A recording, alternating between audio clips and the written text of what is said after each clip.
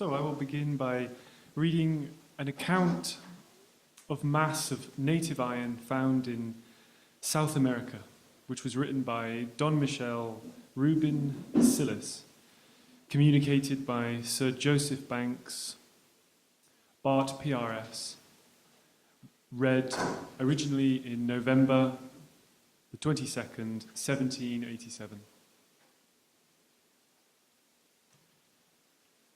About 30 years ago, the various barbarous nations who inhabited the provinces of the great Chicao Galauland expelled the Spaniards from thence, and since that time the countries of the southern part of the river Vermillo and western of the great river Parana have been almost totally deserted.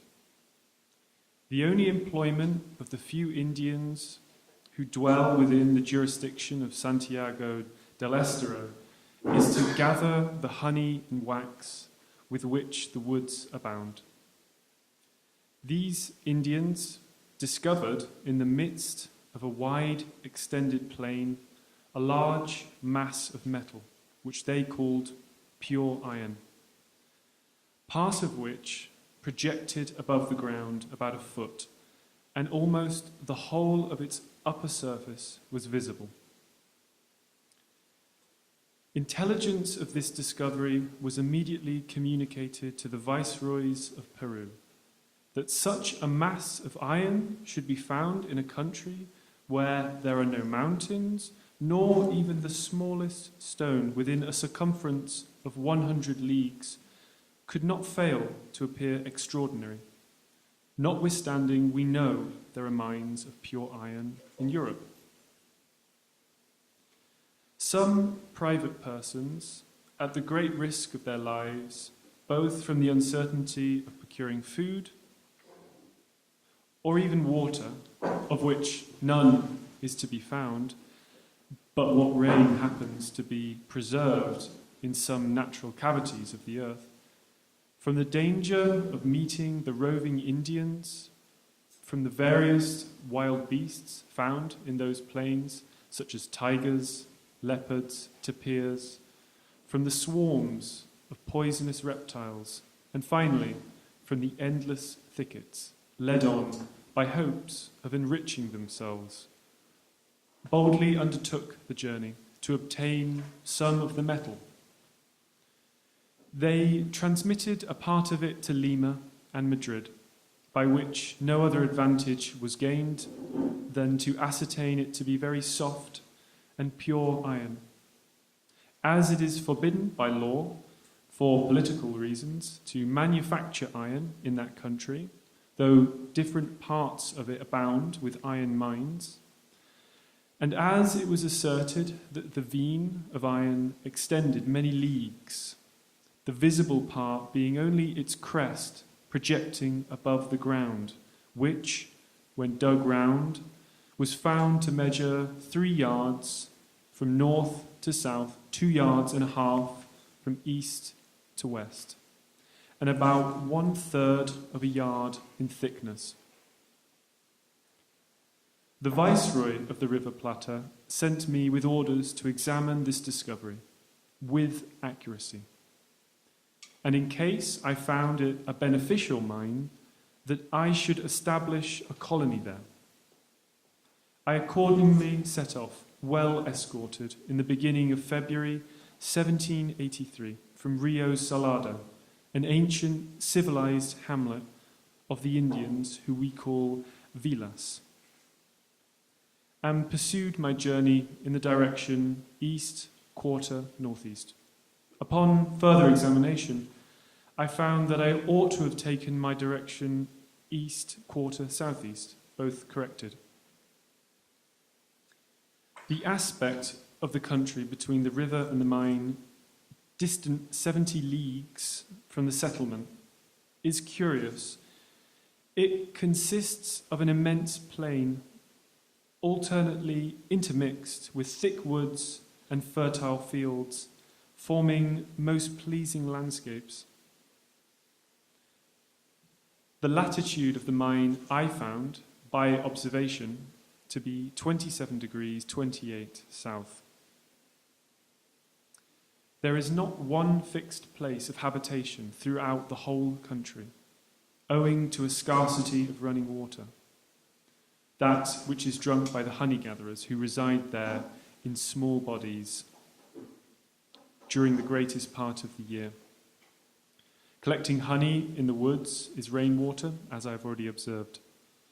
These and a few roving tribes of barbarous Indians who resemble the Tartars in their way of life and come hither at a certain season of the year from the borders of the river Vimeo in quest of a wild root which they call karoo and which they constantly chew as a remedy against the pestilential air of their native country, and also as a preservative against the bite of poisonous reptiles.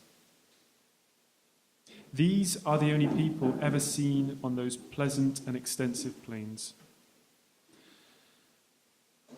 I arrived the 15th of February at a place called Untumba, where the mass was found almost buried in pure clay and ashes. The exterior appearance of it was that of a perfectly compacted iron, but upon cutting off pieces of it, I found the internal part full of cavities, as if the whole had been formerly in a liquid state.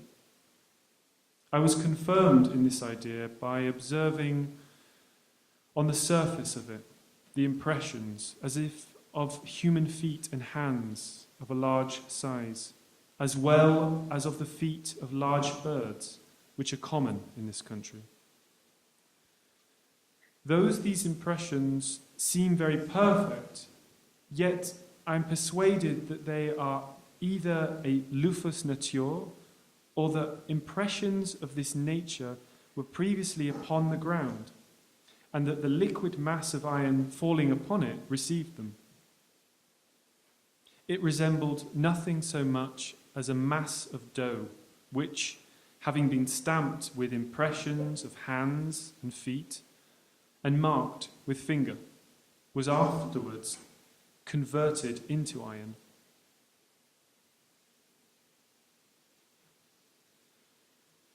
I began to cut off part of it with chisels, and in separating from the mass 25 or 30 pounds, I spoiled all of the chisels I had, to the number of 70. I ordered my men to dig around it, and found under the surface covered with a coat of sorraine from 4 to 6 inches thick, undoubtedly occasioned by the moisture of the earth because the upper surface was clean. Having moved it half round by means of handspikes, I ordered the ground under its bed to be dug to a considerable depth, and even blew it up into 2 pieces with gunpowder, after which, examining the deepest part of the earth, I found it exactly like the upper part, and of the same nature as the earth of all the country, as likewise of the 2 pits, which I had dug at the distance of 70 or 100 paces east and west of the mass. Finding here no root or trace of generation, I seasoned in the following manner.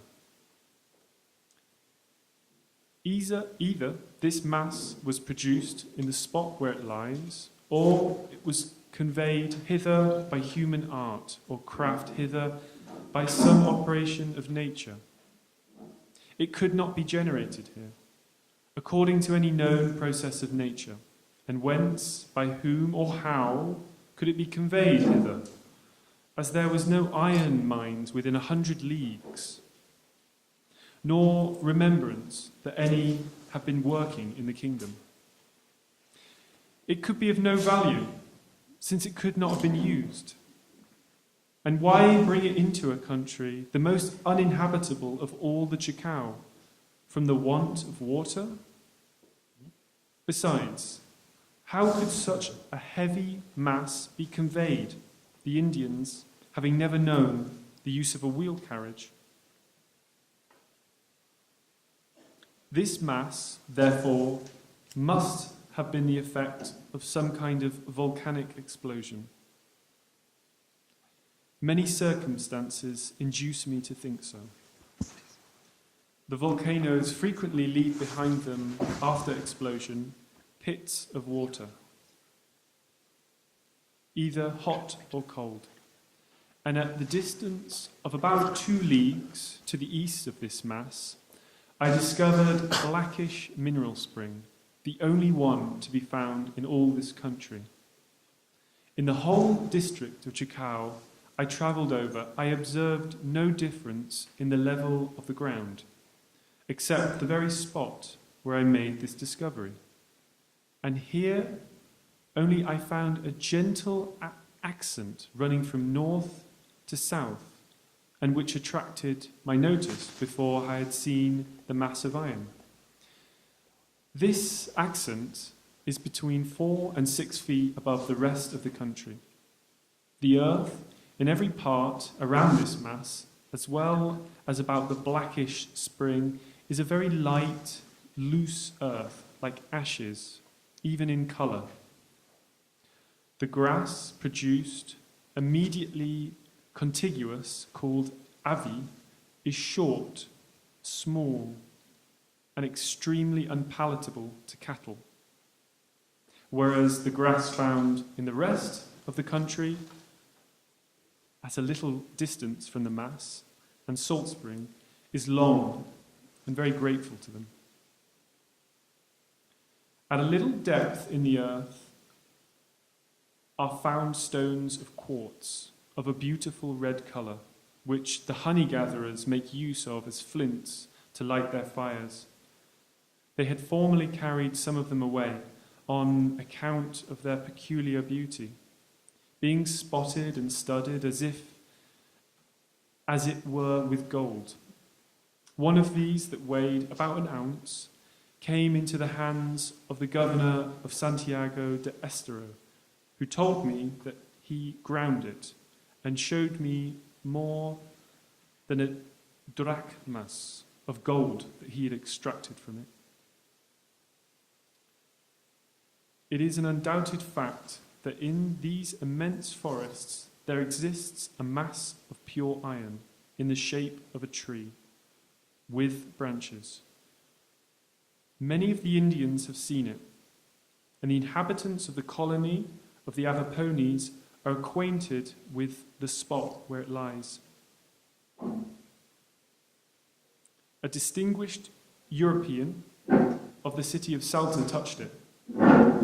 The body of this tree extends upon the ground in the direction from east to west, having left behind to the east a part which lies in the direction from north to south. And it is from this that the pieces of metal may have been taken with a chisel. From this account, one may venture to form the following hypotheses. I will suppose that the volcanic explosion happened in the spot where I discovered the blackish spring. That by the explosion a great quantity of earth was raised and formed the elevation of this part of the plain above the rest. That it was originally much higher, but the continual rains of the Chacao, which is overflowed a third part of the year, are always acting to bring it to a level with the rest of the country. The direction of the greatest portion of the mass of iron ejected from the east to west, and being heavier, reached to the distance where it is found. Another portion of the smaller matter, and perhaps more fluid, separated and took another direction, running into several streams, as when water is thrown out of a pail. This small portion of matter, having cooled, and the earth, which supported it, being washed away gradually by the water, must, I apprehend, have formed what is now called the tree of iron. the saline and anatomical matters which usually accompany all materials must have been scattered around in a similar manner and rendered the ground barren. In the kingdom of Santa Fe de Bogota, there is found dust of platina mixed with gold. Almost everybody knows the great affinity there is between these two metals, so that it's not surprising, considering all of these reasons, that the fire of the volcano should have melted the platina which lay above the gold and thrown it up. This principle of volcanoes is the most natural account for the formation of those famous masses of silver found separate at Guantajara, about which so many extravagant and ridiculous stories have been told. The mass of iron, which is the subject of this letter, according to its cubic measure, and allowing it a little bit more specific gravity than iron, must weigh about 300 quintals. Signed, Michel Ruben Silas. From the island of Leon, June 20, 1786. Thank you, Alex. Thank you. Thank you very much for that reading. So since 2006, we've been working with Guille here on a project that we call A Guide to Campo del Cielo. And Campo del Cielo is a region in the north of Argentina where a meteorite struck about 4,000 years ago, more or less it's been estimated. And there are many, many meteorites that survived this impact. One of these meteorites is actually the one that it has been described in this reading from the late 18th century. And it was called Mesón de Fierro. At the time when this account was written, it was the last time it was seen by the author of this account. He was the last man to have ever seen the meteorite, and it has never been seen ever since. So we encountered this account at an early stage of our research, really, really early, and was published in Philosophical Transactions in 1788. And at the end, there was a very intriguing note that is not included in this translation, but it was included in this account that he submitted, which stated that there were samples of the meteorite that accompanied his account and that they were sent to the Royal Society of London. So in 2008, we traveled to London, very interested in seeing for ourselves the manuscript. We thought it was a good way to begin this search of Mesón de Fierro. We arrived at the Royal Society and we had the bibliographical information, and they were kind enough to give us access to the original manuscript that Rubin de Celis had sent. We had a chance to go through it, and we made a really nice discovery by finding out that there were many pages of the manuscript that had been edited out from the Philosophical Transactions. And we had a chance to document them and to read them. They were written in Spanish. And they turned out to be extremely intriguing in a way, as I would say like it was more of an emotional account of what was going on in his head. Rubin de Celis commanded what was at the time the largest mission to the meteorite. By 1783, there had been several missions that went to the iron. It was first reported in 1576. Of course, these were Spaniards that were roaming the lands of Chaco searching for minerals and metals to exploit. So the Indians took them to Mesón de Fierro, which was a humongous chunk of iron that was sitting on top of the land. It was calculated to be about 3 meters long, so it was a big, big chunk of iron. This is what drew a lot of attention to the Spaniards at the time. And so this, in a way, was very illuminating for us, the fact that we couldn't settle with reading this account that was originally published in Philosophical Transactions, and we did the legwork to get to Royal Society and actually end up discovering part of a manuscript that was edited out. Probably, I would say, we're the first ones to pay attention to this in some way. This was very early in our practice together, and we learned that by going to the places, there could be something else waiting for us. And even though we didn't find the samples that we were looking for at the Royal Society, we found these pages that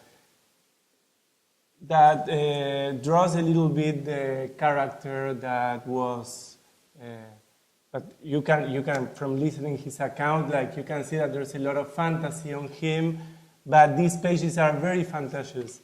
And also it talks about the Royal Society that was, at the time, it had I think 40 or 50 years publishing already the Philosophical Transactions, and they saw in this this letter full of fantasy, they saw that there was a real account to be published.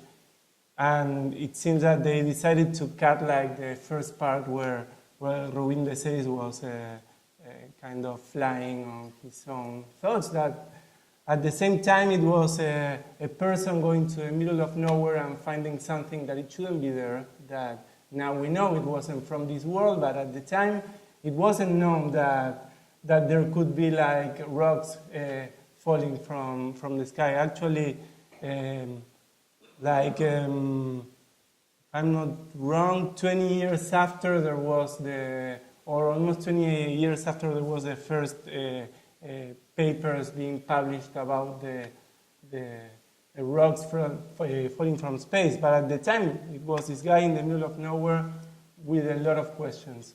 And it seems that these questions made it through this very important journal, and they published what it came to be a very celebrated paper because it made the meteorite famous.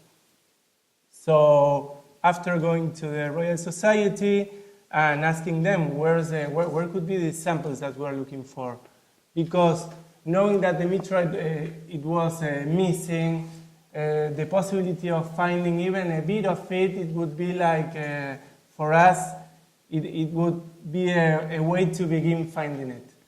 So you'll see later. So we went to the Natural History Museum in London. We got in touch with their curator, the curator of their collection, who is depicted here, Caroline Smith. And she was intrigued by our questions, which was very satisfying for us, I guess, as artists, to be sending out signals into some other spheres of life, I guess. And she invited us over. She was very intrigued by the fact that we were looking for these small specimens and our questions. And we had a noble set of questions, and we started roaming around, I guess the offices, and we came upon some information that came out of old registers, reports, and I guess I'm not sure we're going to be able to zoom it there, but it seems that they had samples, small samples that could have been actually from the Royal Society sent to the British Museum at that time, but they could not locate it, and they ended up producing this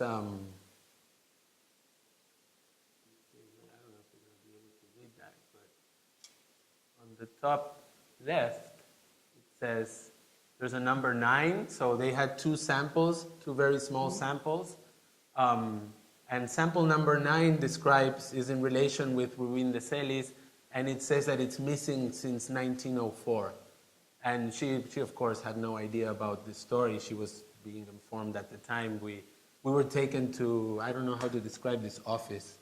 It's like an old archive office. An archive from the 19th century. Yeah, like she doesn't even go in there ever. Like it's when weird questions get asked. So she got the key and started going through old books, and we actually came to this document where Otumpa is being described right there. And so there was samples missing. So we were running around asking for Mesón de Fierro, and we weren't getting any signals back. I guess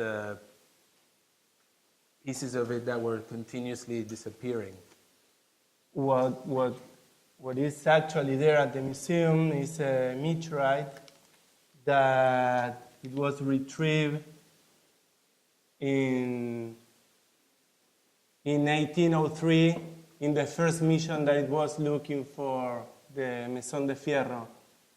So they found this meteorite that was supposed to be sent to the King of Spain, and due to the wars with England, they decided to hold it for some time, and then like in 1810 there was the revolution in our country, and then the independence, and the meteorite remained there, and in 1824 it was donated to Britain, and it made it to the British Museum in 1826. It was actually a gift from Argentina to the British in, I guess, like recognition. In recognition when the British recognized Argentina as a republic, as an independent republic. Argentina gifted the Otumpa meteorite to the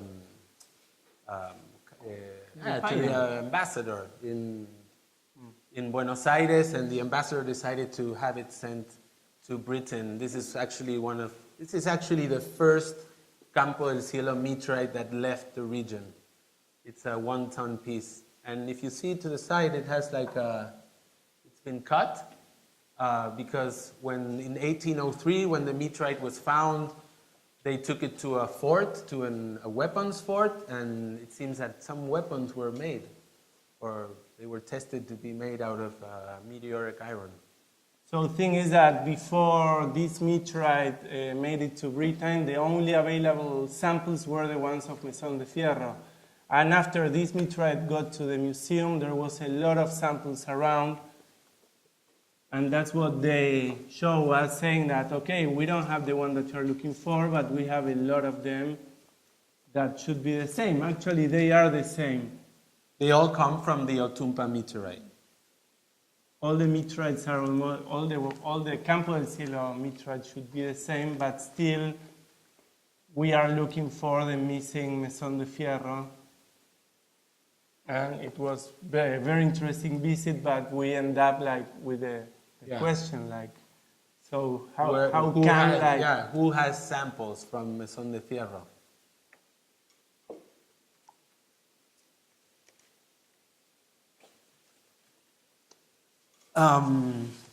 So in 2008, late 2008, 2009, we came across a bibliographical reference to a text that was called In Search of Mesón de Fierro. We found it in the Library of Congress of the US. We run a lot of queries on the internet, databases worldwide, running keywords and seeing what comes up. And in the Library of Congress, this title popped up, which was incredibly intriguing, of course, because somebody had written something in search of Mesón de Fierro, and we were, of course, very interested in finding out what was this about. And it was the author is called Elios René Jourdan. We had never heard from this person. The book was from 1995. We looked for the book. The book didn't seem to exist. It had no code number, so we had no idea. This was just like a rare find that was absolutely out of this world. So we basically went into the phone book, right? Yeah. And we Seems went to be only in the Library of Congress of the United States. Yeah. We look everywhere and it wasn't there. And we decided to call him on the phone to ask for a copy. So we talked to Elios and he was saying, it's really in the Congress, like I don't even have a copy. I think there was only one copy. It was this idea of doing a book that never made it to the printer and somehow it ended up and yeah, he must have sent it to someone, and that person, in the end, it was like a ring-bound book, and he just sent it to the Library of Congress for it to be indexed into their collection. So we called him, and he was very excited of gaining some attention, and he was saying that he was planning to do another expedition to find the Mesón de Fierro because he had like evidence of precise evidence where the meteorite was. So we decided to join him. So first we went to his home in a city that is like 500 kilometers from Argentina and met From him. Buenos Aires. From Buenos Aires. It's in Argentina. Santa Fe is the name of the city. And he shared with us all these photos from his campaigns in Chaco. Because he's been looking for the meteorite for 20 years already, at the time we encountered him. And he shared with us these 10 by 15 like mini lab photos that are from his like missions looking for the meteorite. He embodied for us kind of the contemporary treasure like hunter in a way for Mesón de Fierro. Like we knew of no one that was looking for the meteorite for the last 20 years, and the way that he was doing it for us was incredibly eccentric, and he was very passionate about it too, and it was absolutely pseudo-scientific. He was looking at old maps and old accounts and drawing his own conclusions. A very, very Pinterest character. The photos are really, quite incredible.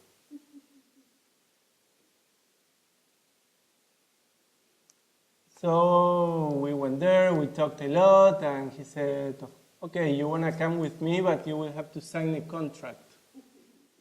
And the thing is that there's a law that it's been passed in 1873 in the province of Santiago del Estero, that is like the main city next to the meteorite fall. And it's where all the missions since at least 1576 left to the meteorite. There was a law saying that whoever finds the meteorite would get a big piece of land, 2 leagues of land, and also a huge amount of money. So it's a law from 1873.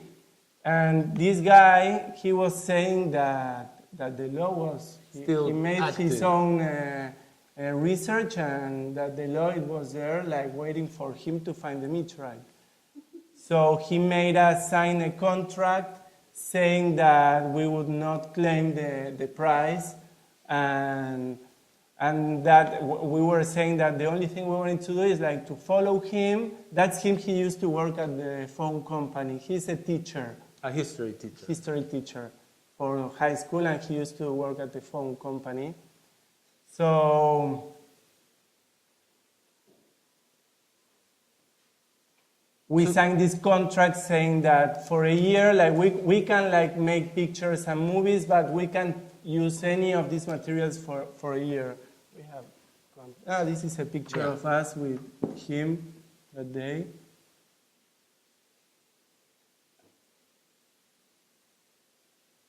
He's an amateur astronomer as well, and those are pictures from him that we used as backgrounds. Yeah, they were in the backgrounds of the prior mini-lab photos.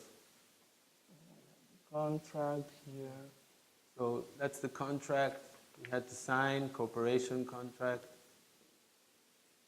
we could not claim the prize.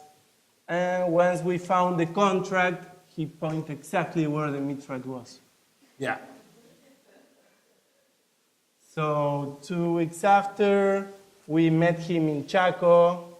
He took a bus and we drove there.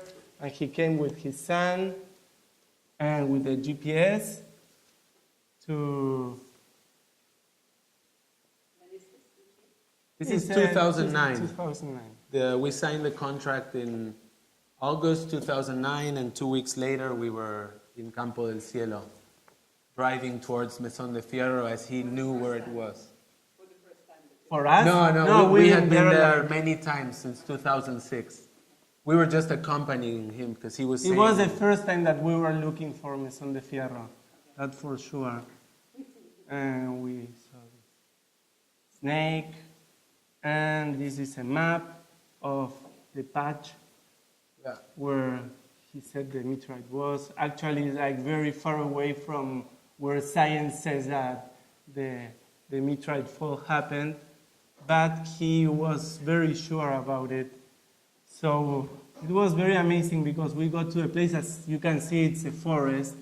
Here is like no forest, and all the rest is forest. Yeah, they're croplands. Croplands and forest, and we got there. And was devastation. It was all torn down. It had nothing to do with what it looked like from the satellite, which was maybe an old year-old image or 2 years old image. And this is something that's been going on for a long time in the north of our country, in Chaco, the Chaco region, which is that the native forest is being destroyed in an insane manner. We actually had to trespass through private property. The land is owned by a handful of people. These are like hundreds of thousands of hectares. And so just talking to whoever guys were working there, they opened up the gate for us. So we were saying, we want to go to this spot, and they let us in. And you would encounter this, which is absolutely sad and terrible. So we jumped out of the car, and after a long trip, we were a little fed up of Elios and his stories. And we left him walk, and 5 minutes after, we were listening to his shouts saying that he already found the meteorite. Yeah, actually. Let's see if we can see him, with his arm in the air. He's saying that there it is. He's the one with the red cap. Yeah. So, yeah, they found it pretty fast. But of course it wasn't there. But there was still digging involved.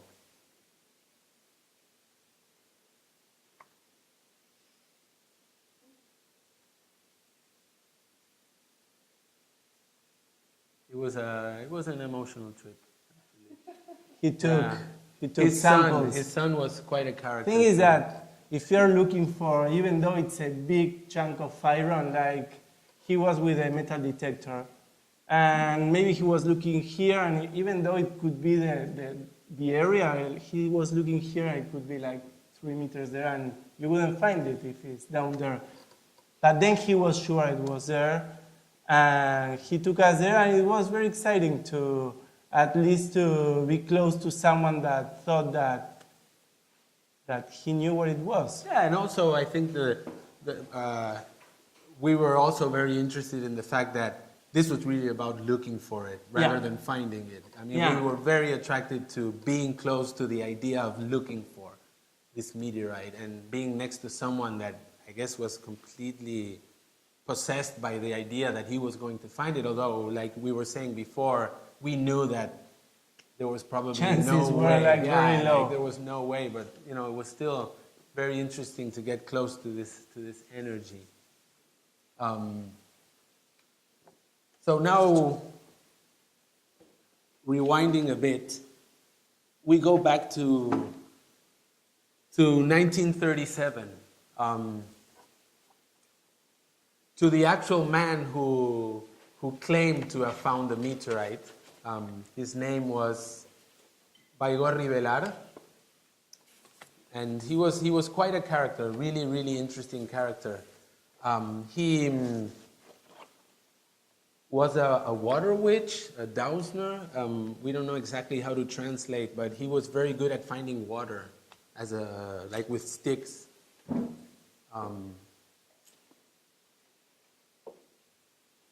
See? No, it's good. So Baigorri Velar was known to be el mago de la lluvia.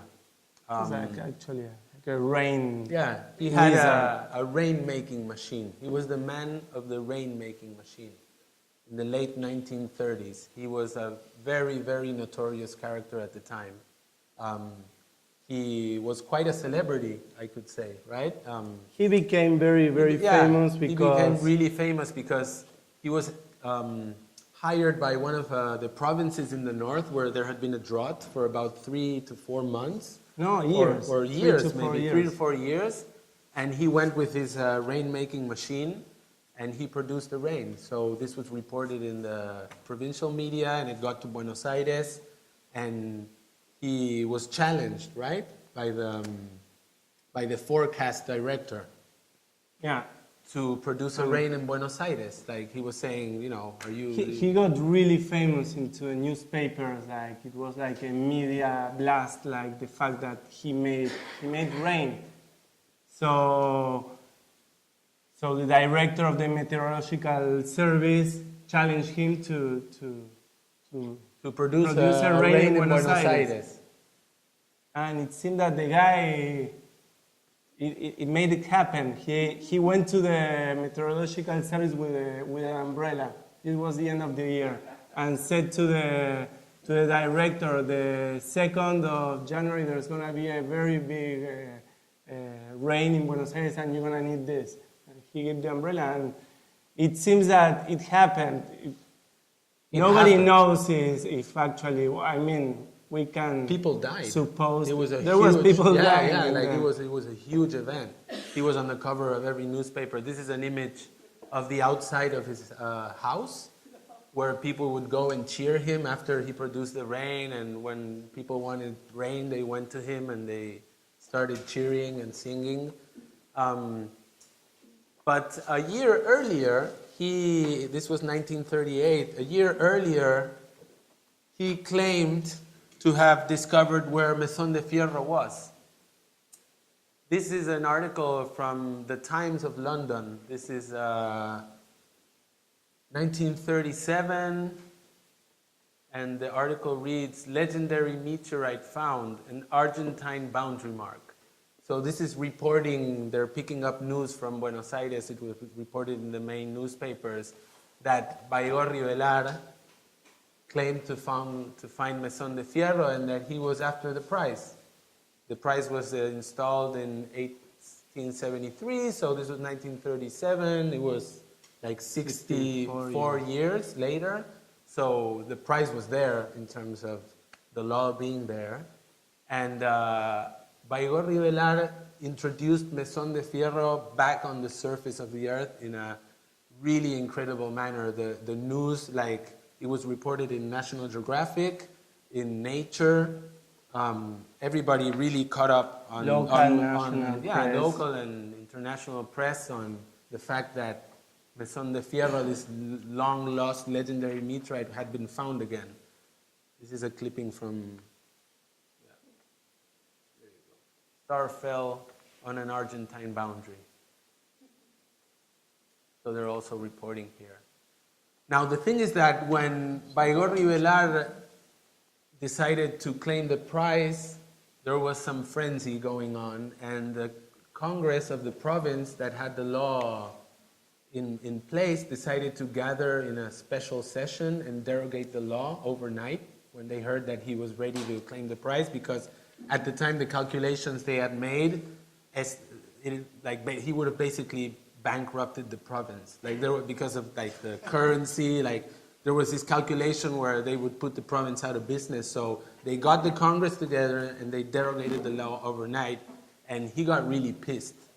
So he decided not to say where the meteorite was, and he said that he would lay a special type of blanket on top of it So no type of detection could be produced from here to like the future.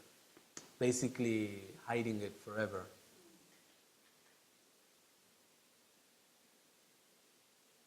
And there was also he was interviewed in the 60s before he died. That was something. He was saying he remembered the tree. Yeah, he said like he remembered the tree where the meteorite was, like just before he passed away. So. And that no one will be able to find it. Yeah. So maybe that's why Elias didn't find it when we were with him. We made a publication. Yeah, we made actually a small publication when we were invited to the Mercosur Biennial. We did this kind of proto-publication on the Mesón de Fierro and the rain-making machine, where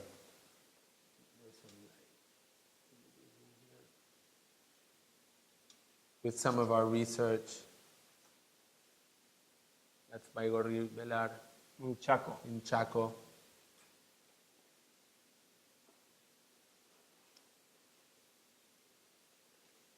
It's him with the machine. Being interviewed. He made rain in the 60s as well, like a very big one. He was challenged by the TV, and actually there was like also a big flood after that event. So these are all newspapers from Buenos Aires that are reporting. This is a facsimile of this newspaper that we included in the book. This is Nature, where they all speak of Mesón de Fierro being found again. And this is actually a rare find from our travels to Santiago del Estero. We were looking for whatever we could about Baigorri Velar, and Santiago del Estero is I would say it's the oldest city in Argentina. It's 460 something years old. It has an incredible history and archives. In 1993, there was a huge, there was like it was kind of a civil war in the city. Like they took over every government palace. They weren't paying wages for many months, and there were huge fires, and the historical archives got all burned up. So we still went out there to see what we could find, and we ended up finding this in kind of a bathroom. I can't remember what it was, but we actually found the file where it is stated that the law will be derogated. So we actually have like a physical document of Congress getting together to veto the law, so Baigorri Velar couldn't get his prize.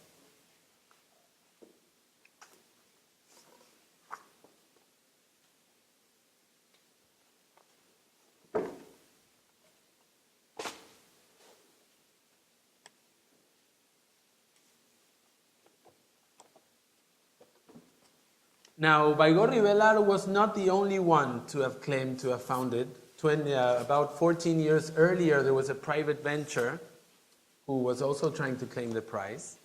And Buenos Aires was informed about it because they wanted to have a geologist to confirm whether Mesón de Fierro was found or not. And this translated into a really, really important document, which is this publication. It's a report that was done by Juan José Nájera, who is considered to be the first geologist of our country. He traveled for 4 days in 1923 to verify whether the meteorite was found, and also to produce a survey of these pits that actually were craters, but at the time, 1923, they were still considered to be sort of natural formations on the surface of this land. But not related with the impact of the meteorites. So he went out there, and we knew about this publication, and we went through it. This is our own copy. We could buy it. Can't remember how, but where on the internet. But we actually saw this first copy in the Geological Service library, and we came upon photographs, which were absolutely beautiful because they are the first photographs of the the craters before they were known to be craters. And they were basically images of these different pits with some of the expeditionaries. And then again, as we like to look for all of these bits and pieces, we started wondering, so where are these negatives? Where could they be? Because we could imagine they were either glass plate negatives or large negatives, because 35 millimeter didn't exist at the time. And we befriended a young young guy that worked at the Geological Museum.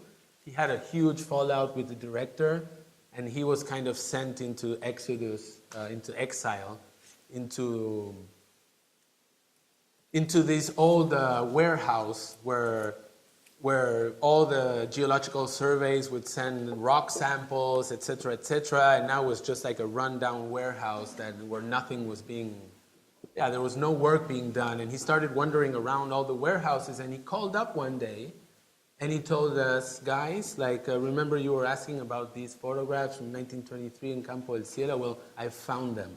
But not only have I found them, I found all of these old campaign wooden boxes that were originally filled with rocks, but they were filled with negatives and glass plates of the entire survey of the country between 1910 and about late 1930s. So it was 30 to 40,000 images that had been discovered.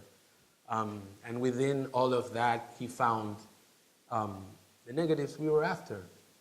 So we asked him if he could give us the negatives, and we contacted them after 80 years or so.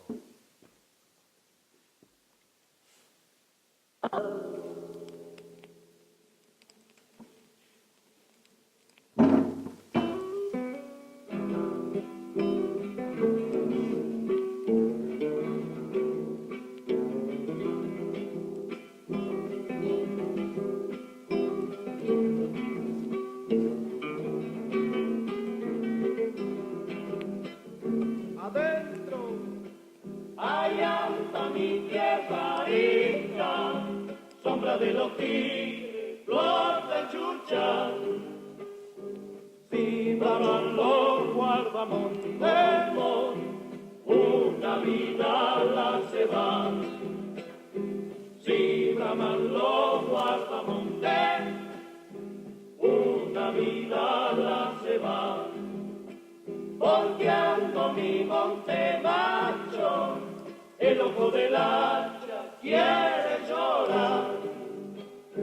Cuando muere una corzuela, la arena se vuelve sal. Cuando muere una corzuela, la arena se vuelve sal. Esta es la zarpa del monte, flor de laurel. Arriba quema la luna y abajo la caja del elefante. Arriba quema la luna y abajo la caja del elefante.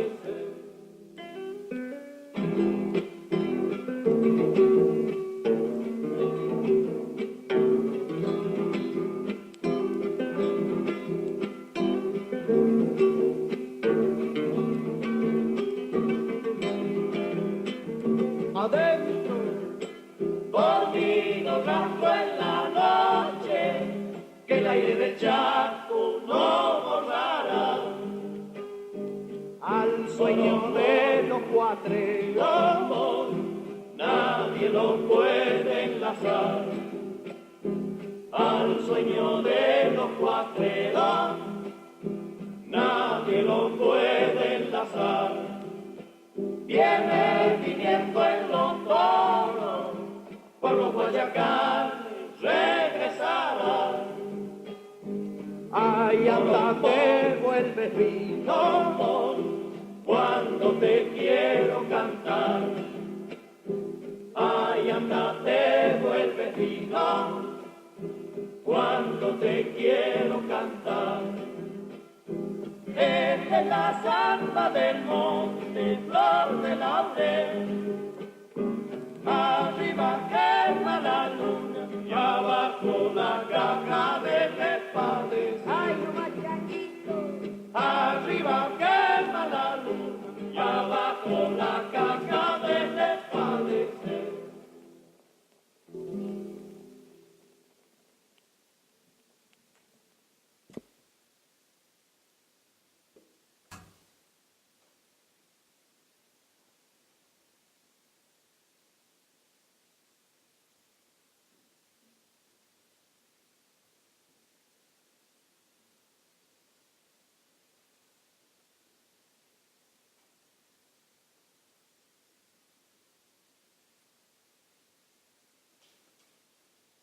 So Mesón de Fierro wasn't there.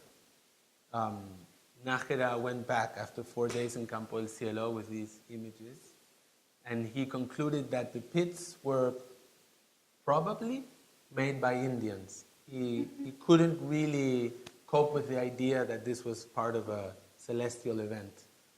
He did find meteorites though, small meteorites, and he concluded that they had been there, put there by human hand rather than being found in their original state.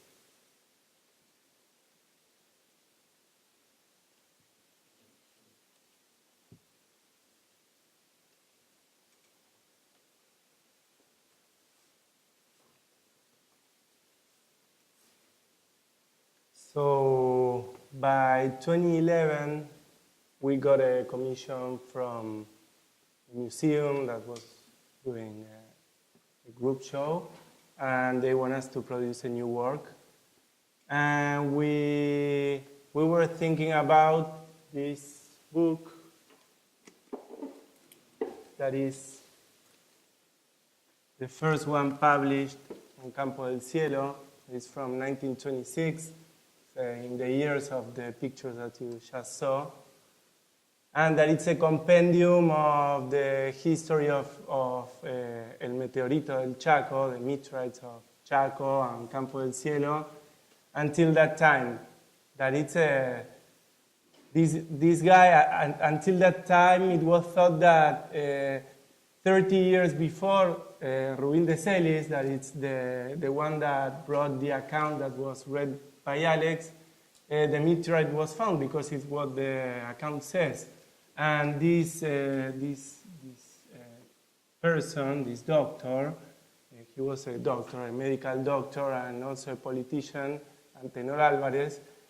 He discovered that the first report of the meteorite is from 1576, and he got to gather a lot of information that was around somewhere, but it wasn't in one place, and in a way he set the record straight until this time. It's a very important book, and The Bible, more or less, until everyone looking to research Campo del Cielo is the book that, if they are serious, is the one that they first read or secondly.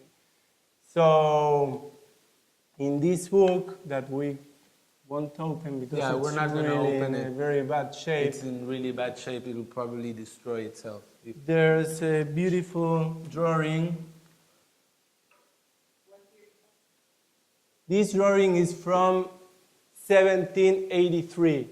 It was done during the mission of Rubin de Celis By his number 2. by his partner. We're gonna lose our camera anytime. So Mesón de Fierro will disappear once again. We have one more picture Yeah. anyway. So Yeah, so The- Pedro Cerviño was traveling with Rubin de Celis, and he produced this drawing, as the caption reads. It was produced in 1783, and for us, this drawing is a spectacular document, as it is actually kind of the last image of it, as it was drawn during this mission.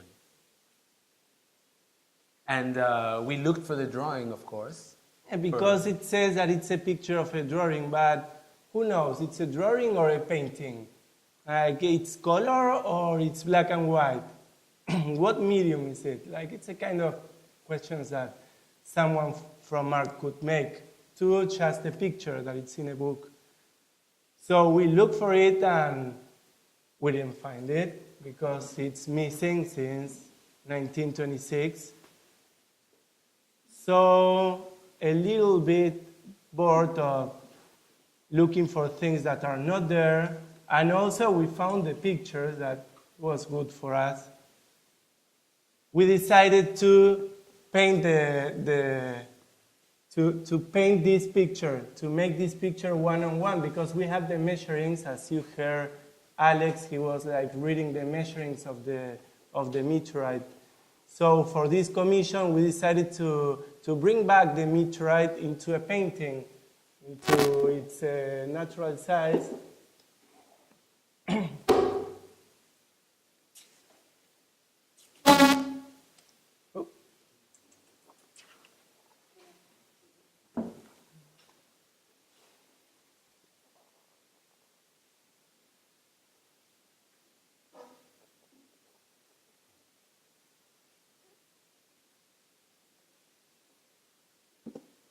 On a scale of 1 to 1, 4 meters wide and 2 meters tall, I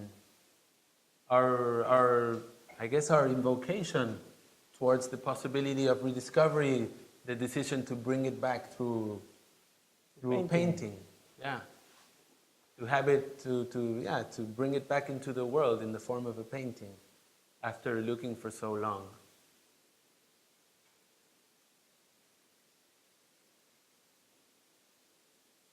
And I guess it worked. Maybe. We're not sure yet. Because it seems, and this is one of the reasons why we are in Vienna, it seems that one of the samples may be in the meteorite collection in the Natural History Museum.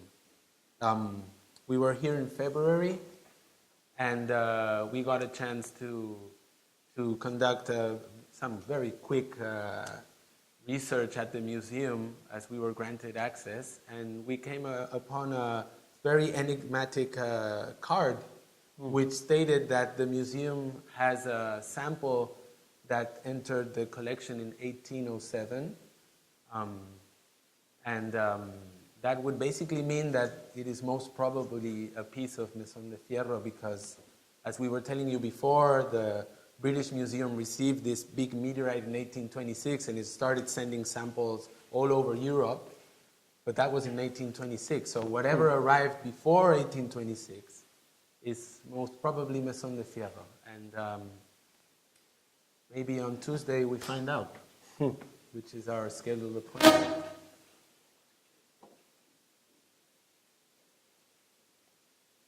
I guess that's it, no? Yeah. For now?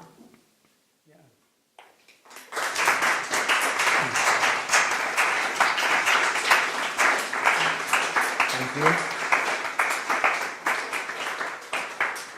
Yeah, we want to also thank everybody at TBA, Daniela, Boris, Marcus.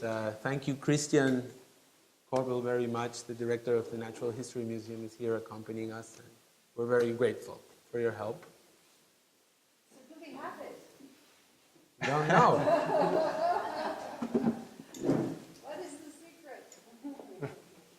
We don't know. Was it lost? No.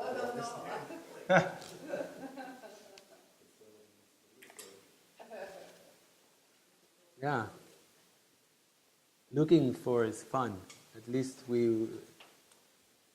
it's quite a ride. Yeah. I don't know if you have any questions. I mean, we bombarded you with like so many dates and words. Like maybe somebody wants a beer. Or... Maybe I missed it in the beginning, but what triggered your initial obsessions? How was that meteorite? What was the primary impulse to say we're not going to invest at least 7 years? And has there ever been a moment where you said, as a story, we want to... We started in like 2006 with I guess like an uninterested like type of like voyage. We knew about this this meteorite fall, that had happened, and we started looking into the possibility of going there. There's like actually in Campo del Cielo, there's the second largest meteorite on Earth is there. Campo del Cielo has a lot of meteorites, a lot of huge meteorites that all arrived on the same day. It's a humongous asteroid that arrived at a really low angle when it entered in the atmosphere. So there are a lot of remnants that are left from the fall. And because it fell about 4,000 years ago and the regions were inhabited and Spaniards came into the picture really early in the 16th century, the relationship of mankind with this object has been occurring for a really long time. And I guess like some of what we've addressed here can show like only with the story of one meteorite, how spectacular it is that all of us, I guess, like are reflecting upon this stone that is telling us more about ourselves than of itself. Although Mesón de Fierro, I think, is also really interesting because as it was reported before the notion of a meteorite was accepted, like the text that Alex read today was this guy that was sitting in front of this thing had no idea where it was coming from. He could not even imagine it was coming from space. Space was something that was beyond like our thoughts at the time, although many were into space for a long time, but someone like him, maybe he was just in the army, he had no idea, no tools to think about that. And then like all of this science that started to flourishing throughout this search brought like incredible new ways to think about this same object. So I guess in a way, you know, this is just one part of our project. We've been working on multiple stories of different meteorites, and they tell different stories, and time goes fast, I think. 12 years have gone by like really fast. This was actually 12 years we went through. Yep. All of these like little things that we came across.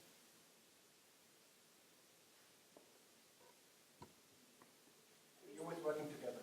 Like I don't know you two. Yeah, mostly. You never considered breaking up. Breaking up? I think they say the 7th year is the worst. No, I don't know. We're already like in the 2nd cycle. No, we don't fight too much. Like, no, it's fine. I think like there's a lot of synthesis that happens within the way we work together that produces kind of a third person, which is our project, or When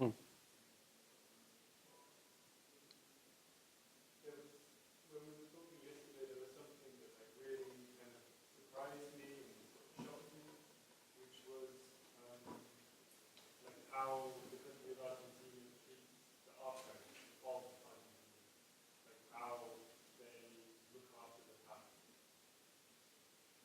And this is when you mentioned this practice of kind of dealing with the archive in Argentina, I was shocked. Maybe you can expand a little bit upon the things on this. Well, we learned that it's a cultural thing. Through this project, at the beginning we were very shocked too to see that in our country there was like almost no archives. There's a main archive with a few things, but almost everything that's happening is like being lost. Well, I think what we told you is that there used to be a law that said that every 10 years everything could be tossed. Like whatever is not important for whoever is there deciding could be like just like thrown away. But then like we did a couple of projects that involve, well, this project involves like many countries, and it brought us to different situations where we learned that there's not like a country that has the right treatment. For instance, there's another project that it's related with a meteorite that was cut in 2 halves, and one of the halves is in Buenos Aires in the planetarium, is lying there, and where we found it, it's clearly the half of a meteorite, and we were asking, where's the other half? And firstly, they didn't get the question because they thought it was a complete meteorite, but it was clearly half a meteorite. And then they just didn't know. There wasn't even a piece of paper saying where it came from. there was like a plague with like vague information, but they didn't have a document saying how they got it or who owns it. And then we began researching and thought that it was at the Smithsonian and did arrangement and got there. And actually they didn't even know they had the meteorite itself because it's such a big collection and it's just one more meteorite for them. And they, after we were there saying, no, you should have the other half, they were showing us just a slice of the meteorite. It's a huge thing. And so the thing is that they end up finding the meteorite in a warehouse where they have all their treasures, like waiting there for someone to ask for it.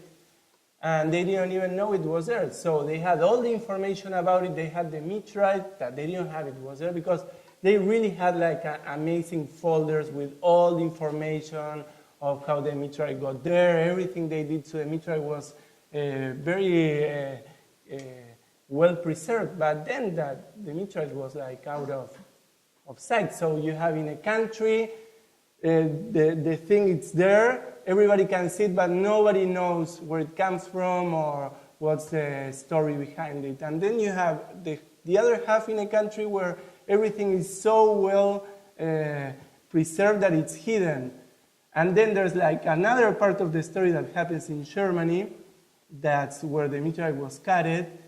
And we end up finding we ask a lot for the archival materials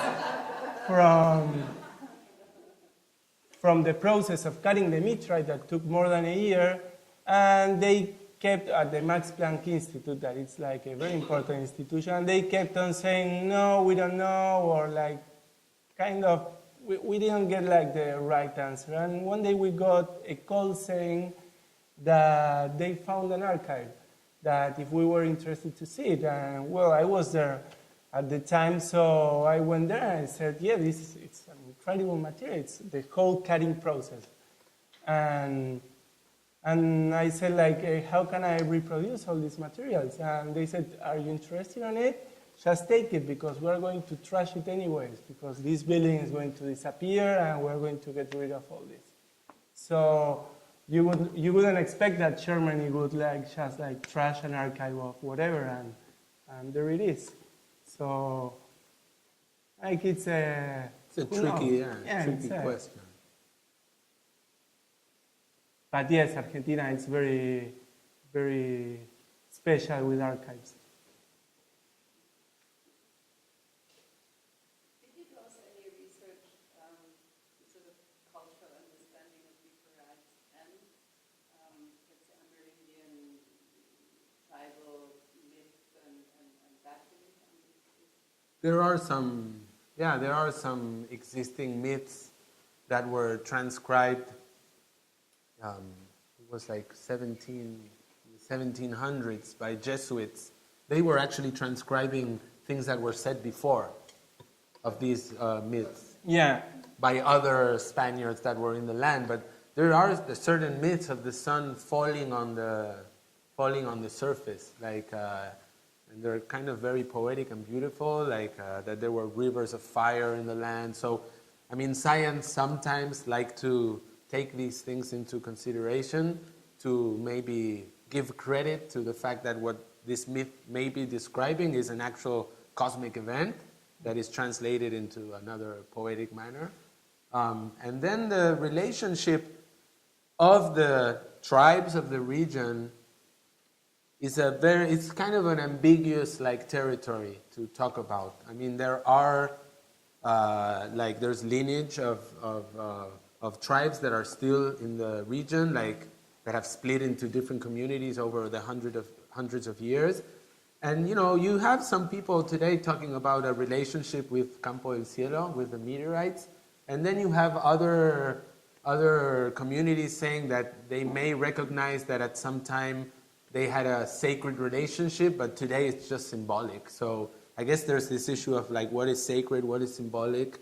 And for us, it's kind of like it's sort of an uncharted territory. I mean, at the beginning, we tried to to get in touch with like whatever anthropologists had been reporting, but it's even anthropologists, they're not really sure that there is a sacred connection between these nomad tribes.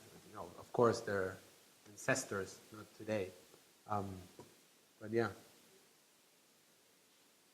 The thing is that in this area of South America is one of the last one being conquered by at this time the state. Argentina was the one conquering this territory and wiping out the Indians and their culture. So it's clear that they had a relation with the meteorites, but nowadays, like after 100 and something years, like they are getting it back. And it's also related with the new waves of people interested with Campo del Cielo, and also the way that the state is relating with the land and with tourism, and it's like it's coming back, but then they are like, it seems that they are like building up new stories about the meteorites, and it's a complex territory to understand, like what's real and what's not real about how they call themselves Indians. They call themselves Indians, don't they? Yeah. Like we don't even know how to call them, like First Nations. It's yeah, like, of course, there's all this like political correctness like in play, and I mean we've met many different communities and actors, and we relate and we have conversations when we've been out there about it. But it's more about an exchange, like for us it's an exchange, like we bring our stories and we try to share, like all of the work we've been doing, we always go back to the region. We have like, we actively like engage in this region for the last 12 years. And where does the name Campo del Cielo come? It actually comes from... it's translated from Waikuru. It's a language, Waikuru. Yeah, they name it. They saw it for sure. It's a proof that Campo the del area Cielo, is... it means a field of the sky or of the heaven. It's habitated since, I think, 7,000 years ago, and the fall is between 4 and 6,000 years. So they, for sure, so it was like a huge event. And there's like these bits of accounts that were like taken by the Jesuits, that like the sun falling with fires and things burning up. So it's been picked up by science very early that this account should be related with the meteorite fall. But then, like what happens in the present is it's very difficult to avoid to. It's very complex because the priorities that are in motion are extremely complex. I mean, we're talking about a land that, like I said before, it's owned by a handful of people. It's native forest being thrown down. It's cotton field. Now it's soy. It's Monsanto. Like communities around there are suffering. So the meteorite, like if you think about like the place that the meteorite occupies within like their needs, is really like it's not there. But it's actually a vehicle also, because they have found ways to also take advantage of this in manners that serves their own like purpose. So it is very interesting. It's very dynamic, I would say. Yeah.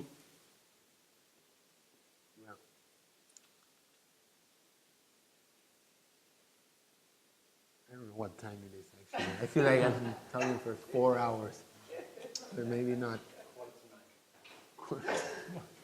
Grab the pillows. Oh, yeah. Anyone has another question, or we can answer? We like. I think they're sleeping. No, yeah. I can't see. I'm blinded because of the lights, but. Maybe we can also continue with the glass of beer. Yeah. More interpersonal basis. No, we have one more reading from a 15th. No, I'm joking. Many thanks. Thank you, Boris. Thank you.